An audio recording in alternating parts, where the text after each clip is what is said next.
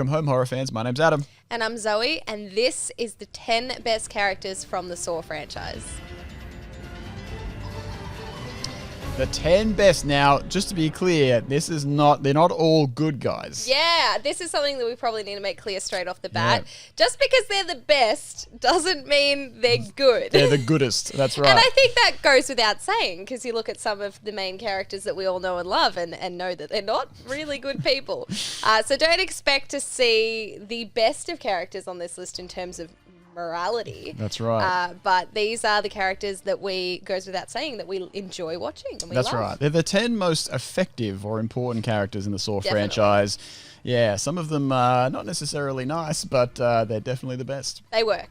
So starting with number 10. At number 10, we have Detective Carey. Hello, Carey. We love Detective Carey. Yeah, and I think that this is a good point of someone who is really, really good in the Saw franchise. Of course. One of the few characters that is actually a genuine person. Yeah, Detective Carey was, of course, very short-lived as a character. We would have loved to have seen only 3 movies. So much more of her. We really sort of found that the time that we had with Detective Carey was cut very short. It was, and it's unfortunate for her character because she is really cool. Like, I think that give me Saw 4 and replace Rig with Carey and have her running around and hold her whole film. And I think that that's what Saw 3 almost looks like. It looks like she is going to be the center of that film. And of course, that's cut short less than half an hour into it. It's kind of sad because I think she definitely had more to give. Yes, it's a very popular, I think a very, very popular note about Detective Carey is a lot of people seem to say that they kind of wish that she had been the star of Saw 4. Yeah, definitely. And I think that if you were someone who was around when Saw 3 first came out and you were waiting for Saw 4 to be released, it's kind of like you would have been surprised how quickly she was killed off. Definitely. In Saw 4. And also, like, would you think that Detective Rig was going to be the one to take the mantle over out of the two of them? No, not particularly. Not really. I guess that he was kind of shown probably about the same amount as I guess Carey was in Saw 2. Yes. So, but Carey being someone who was there from the beginning, although only a minor part in the original Saw, you would have thought she would have gone on to at least have a full movie to herself, at least be the main protagonist in her own movie. And that, like I said, that really did look like what Saw 3 was going to do, and unfortunately our time with Carey was cut short. So let's just hope maybe they find a way to weasel her back in another prequel, I guess. Yes, we're hoping that maybe we can get her back for Saw 11, Definitely, possibly. Yeah. Nothing would make us more excited. More Detective Carey would be fantastic. Of course. And moving on to number 9. At number 9, we have William Easton. But you're not taking into consideration the most important human element of all. Which is what? The will to live. Now, here's a character that maybe you didn't expect to be in this list. No, I think a lot of people are probably thinking, what the heck are they talking about right now? The way that I'll justify William Easton is he is a brilliantly written character. He's a character that by the end of Saw 6, you really do start to root for, even though he is a terrible person. He's one of probably the very few people in the whole Saw franchise that is actually deserving of the circumstances that he is put in. He's not a good person, but he definitely grows throughout the film, and it's interesting to see you go from really hating him and wanting to be in peril to rooting for him and hoping that maybe he gets out of the situation alive, because he really does seem to change. Yeah, I think a lot of people, I've seen a lot of comments at least, that are with you on that. The idea that they believe William Easton by the end of Saw 6 was a changed man, and that maybe he was one of the few people that John was right about. Rehabilitated, I was going to say that. Rehabilitated from his trap. Yeah. And he was a great actor also, very seasoned actor, so it was very, easy to enjoy William Easton's scenes. Saw 6 is a bit of a polarizing film for some people, Which I don't quite understand, because I honestly think that Saw 6 is up there with being one of the best. Really? Right up there in the best. Yeah, Look, right up there. And William Easton, he's one of the reasons why, I suppose. He is so good to watch. It's so amazing to watch him work his way through his traps and start to use, I suppose, the methods of his business in real life situations and putting him at the forefront of those circumstances. I think it's really interesting to see that play out on screen. I think his actor does an amazing job, and I think William Easton was written very, very well. He was acted very well, written very well, and I think that he was probably one of the more popular trap victims, I suppose, especially one to have his own film. Not people don't like Jeff very much for whatever reason, and I think William Easton has got more fans than probably Jeff does. We love Jeff, but we love Jeff. We're probably like the only Jeff people fans. in the world that will defend Jeff. But yes, William Easton, big one, hard not to include on this list, especially when it comes to trap victims. I would say that he's definitely one of the best. One of the best, and a great character overall. Moving on to number 8. At number 8, we have Cecilia Peterson.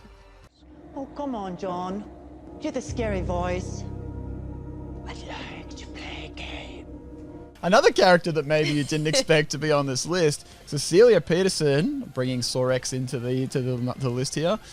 Look, she's a phenomenal character. She's incredibly smart, a really great enemy or nemesis of John, and she gives us some of the best scenes of Saw X as well, some of the best lines. Oh, hands down. Cecilia is another prime example of a character that's very, very well written, and I think specifically she's got so much depth and layers to her, because the manipulation that pans out on screen as the movie ticks on and folds on is just crazy to think like how awesome she is written. Yeah, I think that the thing about Cecilia is she's got to be on this list because she definitely gives us some of the best lines and best scenes from Saw X. Incredibly well written, incredibly well performed and cast, of course, as a character. And she's just a perfect nemesis for John. John's very 100%. smart. She is also incredibly intelligent. Very intelligent. And the two play off each other very well. But I think what's so interesting about Cecilia and John is, although they're both very intelligent, they use their intelligence for wrongdoing. And I think that it's been a very interesting dynamic, especially when Cecilia starts to give John a taste of his own medicine at the end of the film. They really aren't that different when it comes to their morals, I suppose. And of course the film has you rooting for John. We always root for John, even though he is not a very good person. But it puts you in a situation where you have two very, very similar people with two very different beliefs, and it's kind of like, well, who would you side with? Because they're both bad.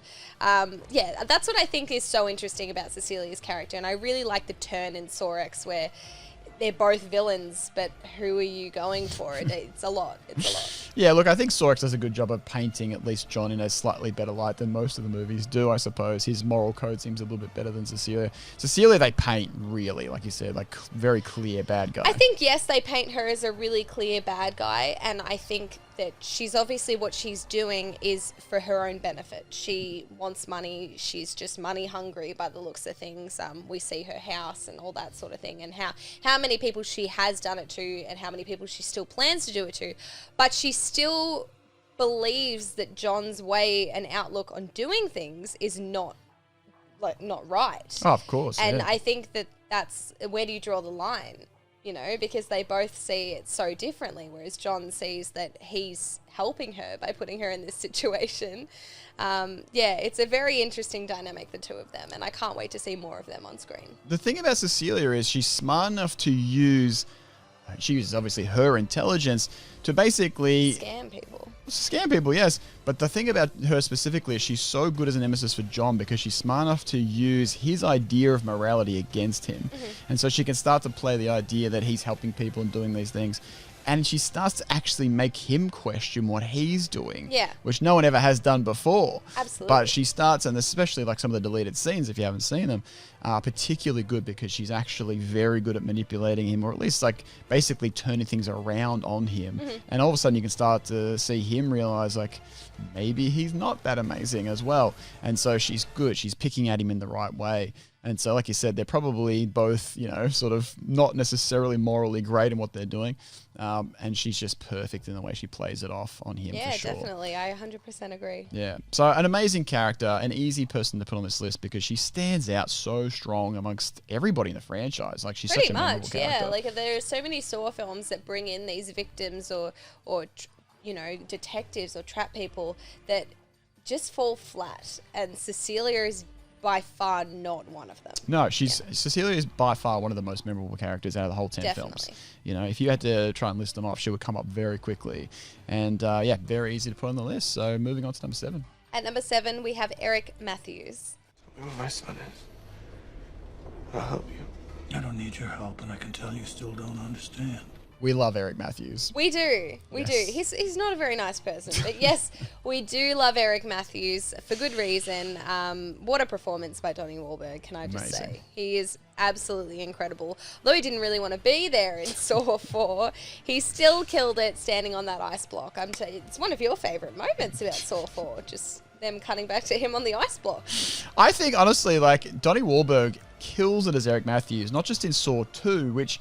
I gotta say, his performance as Eric Matthews makes us a big fan of Donnie Wahlberg. Not that he's a very seasoned actor, he's not in a lot of stuff, but we just love him so much from this performance. We would watch him in anything. And not just in Saw 2, but in Saw 4, when he is on that ice block, it's such a great performance. You know, as a character, he goes from obviously this very rough, very angry guy in Saw 2, and he just becomes this blubbering mess in Saw 4. Oh, absolutely. Like the stuff that he's endured over the months that he's locked away, he's just become someone who's, I suppose, soft and who's just over it and tired. And that's so evident, like, with him standing on that block of ice. He's not even putting up a fight. Even just that one line of him saying, I don't want to play anymore. I think the whole performance and everything written in that movie is perfect. The delivery of I don't want to play anymore, and while he's in that, the way he looks, the way he delivers that line, he's such a great character. Yeah, for and sure. somebody that, you know, we would hope to see more of, and maybe they could put him into a Saw 11, that sort of thing. But obviously, famously, Donnie Wahlberg did not want to be in any more films. He was sort of almost forced into the Saw 4 Yeah, they actually role. filmed him dying in Saw 3, which they quickly removed upon the film's release. There is a scene floating around, or at least pictures of the scene floating around of his death. But yeah, Donnie was a bit surprised to see that his character was not killed off like he initially thought. Yes, and I'm glad because... Oh, we all are. Yeah, we're all thankful. having him in Saw 4, it was so great. Not just his performance, you know, being a trap victim in Saw 4, but even just the way he finally does bite the dust with the big ice block is such a great scene. It's such a great moment. It's such a great scene, but it's kind of sad too because of how much you do enjoy his character. And it's of course it was coming. Donnie didn't want to be a part of the films anymore, so at some point they had to kill him off. And how many films are they going to get away with fake killing him and then not showing it happen? Donnie just wouldn't return, and then there'd be nothing else that they could come up with. But it is very sad to have him stand there the whole film, for you to almost feel like really bad for him, and then for him to die in the end. But of course we get the reveal of Hoffman in that scene, so it does make it worthwhile. Yes, and what a shocking scene, the way that ice block comes down on his head. Oh, is absolutely. just so out of control. And the saddest thing about old Eric Matthews, of course, he never got to even know what happened to his son out of all of that. Exactly. He never got to realise. Never found out. Not a great ending for him, but what a great character. And I think that most of you guys out there love Eric Matthews too. I don't think that that's a polarising I view. don't think it's a polarising opinion. I think Eric Matthews is one of the bigger characters. Yeah, for sure. Yeah. And so that brings us to number 6, which, now this is a name you guys are very familiar with. Oh, how many people love number 6? At number 6, we have Adam Stanheight. What's your name? My name is very fucking confused. What's your name? You guys probably would have thought maybe he would be a bit higher in this list, possibly.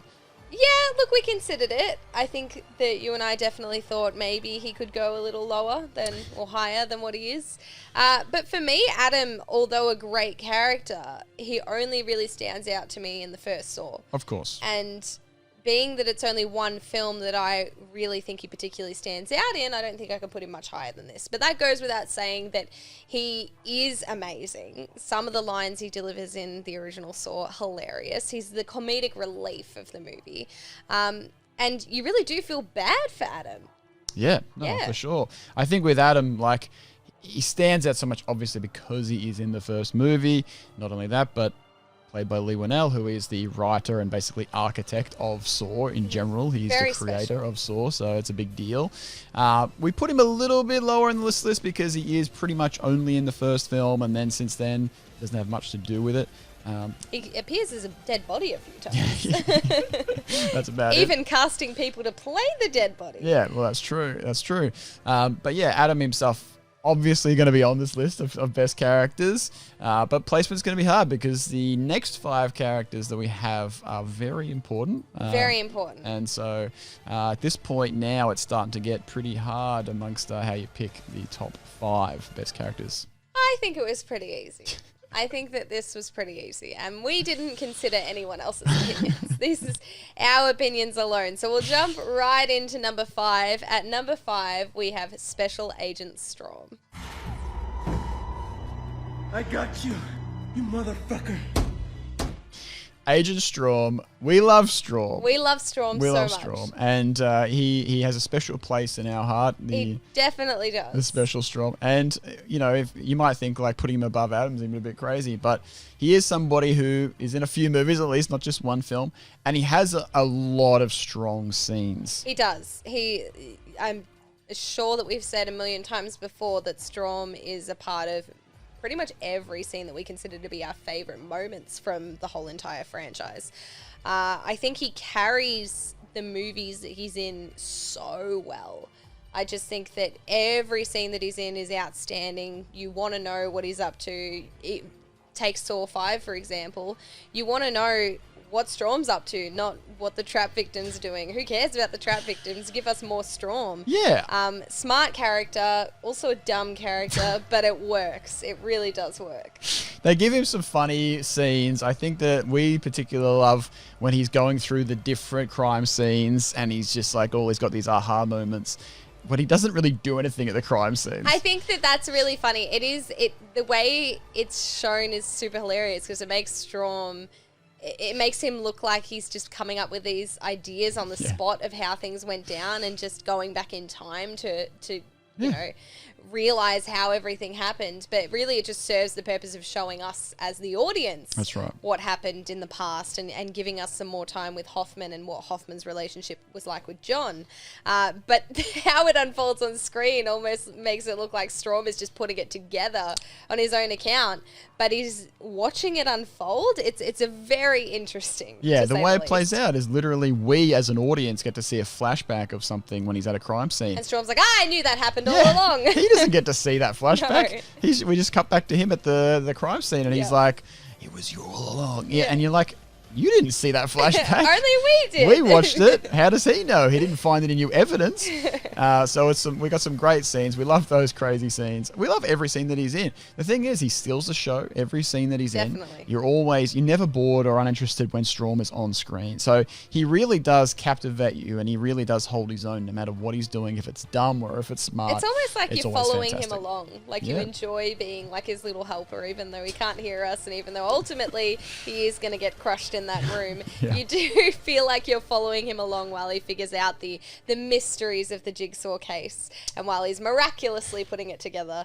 But yeah, he's definitely one of our personal favorite characters throughout the franchise, so it was hard not to have him at number 5 at least. Yeah, and every time we watch the glass coffin scene, we just hope the movie's going to change and he'll get out of the room that one time. Like, that is he's not this going to be get the crushed. time where he gets in the box? Yeah, and we're like, come on, Storm, don't get, Just do it. open the door. You're not going to get crushed this time. And then he gets crushed every time we watch. You're like, come on. Damn it. Come on, Storm, you can do it one of these days. We hold out hope. We'll keep watching, holding out hope. Yes, so Yeah, easy definitely. for us to be in our top 5. We love Storm, and if we get a chance to see any more Storm in the future, we would be very happy. Oh, head over heels, right? Very, very happy. Yeah, for sure. Which brings us to number 4. At number 4, we have Dr. Lawrence Gordon.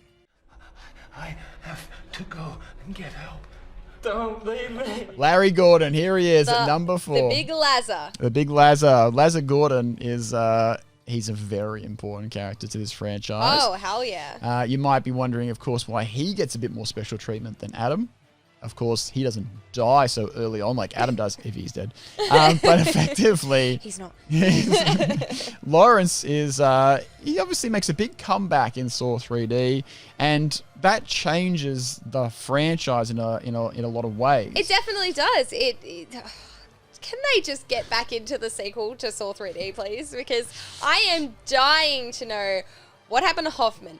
Why is Gordon involved? Where's Gordon's family? What's Gordon up to? Does Gordon have a fake leg or does he still have no leg? I want to know everything. I want to know how he got that fake leg. I want to know how he recovered properly. Like, we obviously get these minor flashbacks of Jigsaw helping him through the recovery. But where's he been? Where's he been this whole time? What's he been up to? Well, he's been up to a lot, according to the flashbacks. Yeah, according to the flashbacks. He's been working with John. And look, this change that they made, yes, they made the change.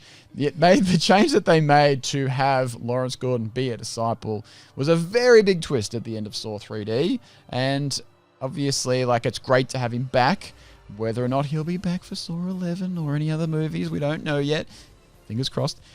We would love to see him, and we would definitely put Dr. Gordon very high up in terms of best characters. I definitely just need to see more of Dr. Gordon's story. I think that that's something that they still need to touch more on. And don't get me wrong, like, I actually believe that they will touch on it in the future. I honestly am pretty certain that Carrie Elways will make an appearance in the film somehow. And I would hope that that would be in providing more context as to how Dr. Gordon became an apprentice and why. Was he blackmailed? Who knows? But that's what makes his character so interesting as well, because we are left wondering so much about him and why he's in the position he's in. And of course, Dr. Gordon from the original Saw, fantastic, incredible, what a performance. Love it. Of course, portrayed by Carrie Elways, who's a very seasoned actor. He comes from many great movies in the past. Carrie was always going to be fantastic in this franchise, and of course, he really delivered. We are really excited to see maybe where the future might go with Dr. Gordon. And if we do get this Dr. Gordon versus Hoffman movie in the future, fans are going to be very happy. Again, we're talking to the producers here. You better be listening. So we're keeping our hopes up there that we will have more Dr. Gordon in the future. But so far in the franchise, by far one of the best characters. The more we get of Dr. Gordon, the happier we'll be. So. Oh, and I think that goes without saying that that's the same for everyone. Everyone wants more Dr. Gordon. Yeah, of course. Yeah, absolutely. Without a doubt. And on that note, moving to the top 3 characters. I'm pretty sure this one isn't a hard one for the audience to guess. Yep. It's just about where we place the top 3. That's right. So we'll start off with, of course, number 3. We have Amanda Young. Let me give you the simple version. You will keep him alive, whatever it takes. Amanda Young. Now, you guys would have to guess where our top 3 place. We've got 2 more to go, so get your guesses in early. Amanda, obviously one of the best characters in the franchise. Oh, for sure. Very big deal. Since the first film, she's been in so many of them ever since.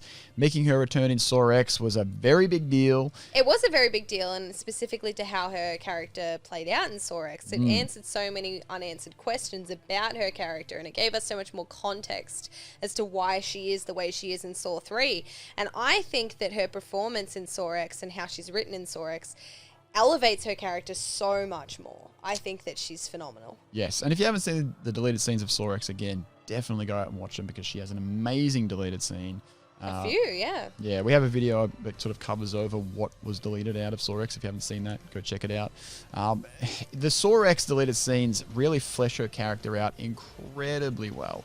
There's a lot more going on that we didn't get to see in the final cut of Saw X. I mean, she's fantastic in the film, but the deleted scenes really cover her relationship with John so much better and just really sort of flesh her out to a point where you start to really feel for her a lot more than you probably would have expected to. Yeah. In Saw 1, obviously she had a smaller role. Saw 2, she becomes the first revealed apprentice.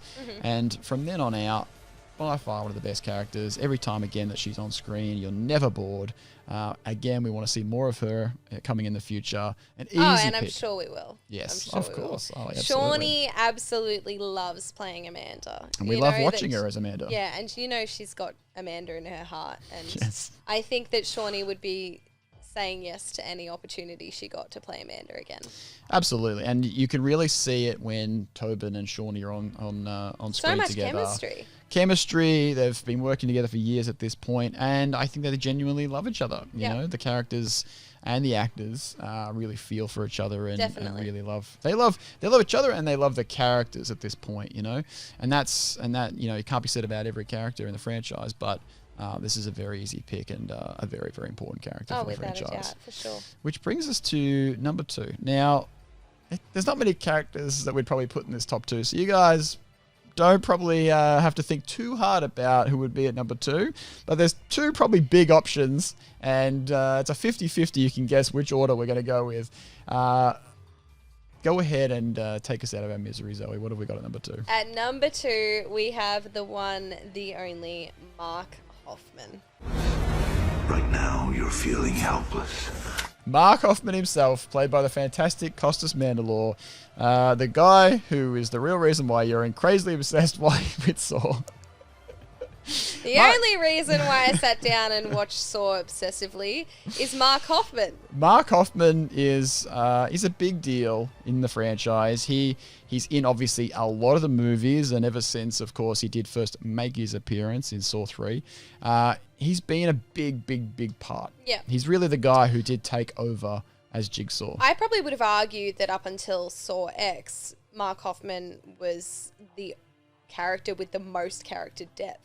Of course, John Kramer got elevated quite a bit, being Saw X was a whole film about him and about his motives. But Mark Hoffman's character spanned across a few films. He was introduced first for a very brief moment in Saw 3 and lasted all the way up until Saw 3D and, of course, the cameo in Saw X. But, yeah, he's been around for a long time. He's been kicking in the Saw franchise for a number of films now. And just seeing how his character acts, how his character moves around and what he does and the mind of Mark Hoffman is so interesting in itself. And that's why I can't wait for a film that relies solely around him and his character and maybe giving him some more character depth like they did with John in Saw X. I just think that he could carry many Saw films to come, for sure. Yeah, look, obviously we got a very small taste of his return in Saw X, and that scene was incredible. His return as Mark Hoffman definitely left no doubts that even now, all these years later, he can still pull off Mark Hoffman incredibly well. And throughout the years or movies, he gives us definitely some of the most memorable and rewatchable scenes as Mark Hoffman, whether or not he's killing Jill or killing Strom or killing somebody else. His scenes are really super rewatchable because it's not just the fact that he's doing these things, it's the way he's doing them. And his journey as Mark Hoffman from obviously just somebody who works on the police force to somebody that basically gets entangled with John Kramer and is a bit hesitant to basically go through with these traps, you know, from weeping during his kidnapping of old Mark Leahy and Paul Leahy, and his, you know, sort of when he's looking away, when he sees blood early days. Yeah. He's had quite a journey. He's somebody that his character arc is pretty phenomenal. Yes. And I think that it's one that, like, you look at Amanda versus Hoffman, Hoffman's character arc for some reason is focused on a lot more. You do get these early scenes of him clearly not wanting to be in the situations that he's been in. You get the reason why he's there in the first place with his sister's death and him obviously staging the murder of Seth Baxter. And then you sort of get to a state, I suppose, which Amanda does too, where they become more psychotic and they become more involved in the work that John is forcing them to do, which ultimately results in, of course, their deaths, I suppose you could say. For Hoffman, maybe not so, but it evolves into them going ultimately too far. And I think that they're very, very similar, but for some reason Hoffman is really looked into and really expanded upon throughout the films. And for me, like, that to me just makes him one of the better characters, without a doubt. Yeah, he's very... We've had more time with him, I suppose, than a lot of the other characters, so they've had a chance to really go through from his backstory of his sister being killed and then him becoming basically like a Terminator-type character. We've gone through many phases of Hoffman over the years, and he's the best character. He's one of the best characters because we've been able to see so many different sides to him. Now, I will say he's a bit of a polarizing character. There are people who love him and there are other people who hate him. So he's a bit more polarizing than maybe Amanda or others. But at the same time, he is somebody who carried the franchise after the producers decided to kill off its main characters, and they were left with nothing. And if you ask me, I think that he did it reasonably well. I don't think there was any point after Mark had taken over that I'd been like, oh, I really wish they didn't kill off John and Amanda. Yeah. Like, I still think the small snippets, they managed to bring John and Amanda back into it through flashbacks and other things like that, dream sequences.